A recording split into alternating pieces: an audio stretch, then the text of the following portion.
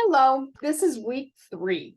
So this week we're really looking at your role, the role of the teacher in the classroom, because you have the biggest role in that classroom. You are the sunshine in that classroom. The way you walk in and respond in the morning sets the tone for the entire day. And like I always tell my students when I'm face to face with them, it doesn't matter what's happened in your life. It doesn't matter if you had a flat tire on your way to work, or if you had a fight with your husband or boyfriend.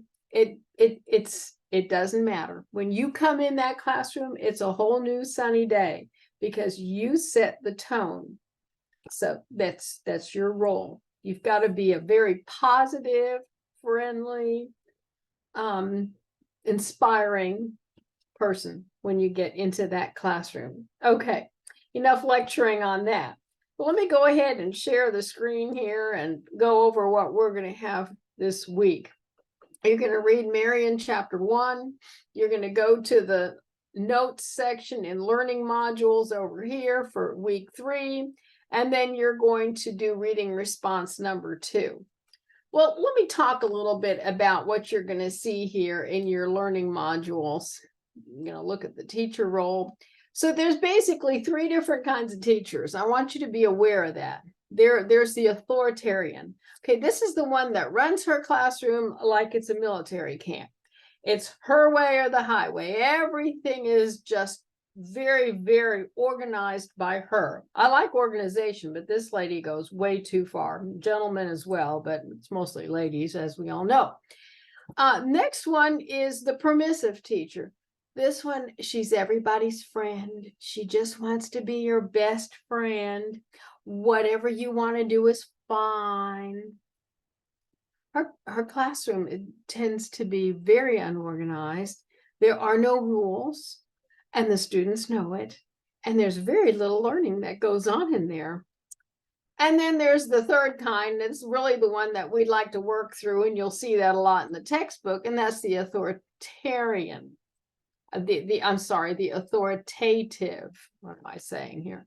Authoritative classroom.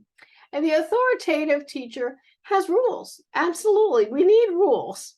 It's like speed limits. If we let everyone go 100 miles an hour, you know what would happen. Anyway, so this sets limits, teaches children limits, but respects the children, has a positive classroom.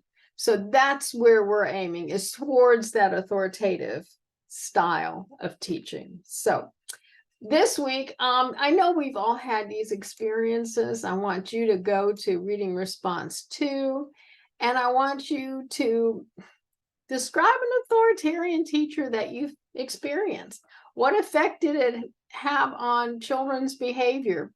If it's back in your first grade classroom, talk about it. If you haven't personally experienced it, then talk about maybe someone that you know. Maybe your child has experienced it. Maybe a friend has experienced it. Maybe you saw it when you were in your pre-1 classroom. Who knows? Then you're going to do the same thing with a permissive teacher and an authoritative teacher. And I hope you've all experienced an authoritative teacher or two. Anyway, okay. So next you're going to come down to the second question, which is based on what you learned. This is the second big piece. Based on what you learned about the ways adults influence children's behavior, think about these 3 different kinds of teachers. Complete the following. How would you use modeling to teach children how to wash their hands? That is modeling is a positive way of influencing behavior. How would you use instruction and practice? Another positive way of influencing behavior.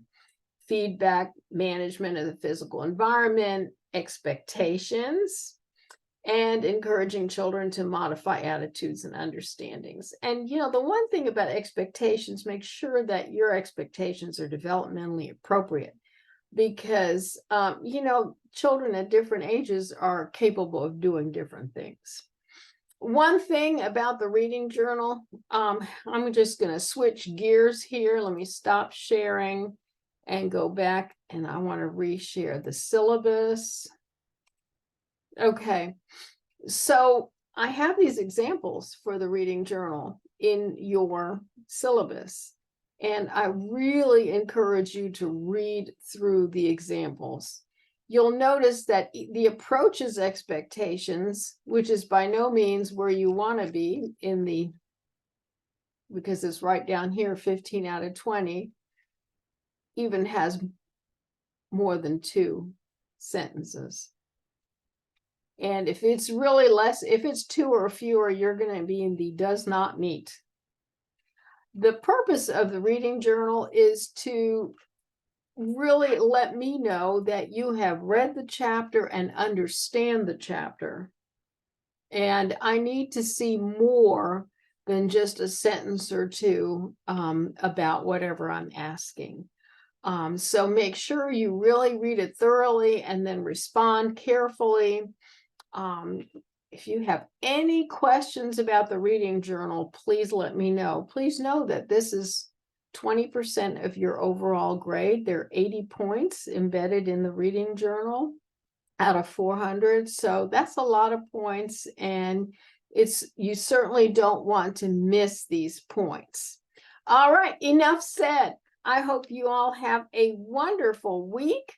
Hope you tell me all about these teachers that you have had. And if you have any questions, please let me know. We'll set up a Zoom. Bye.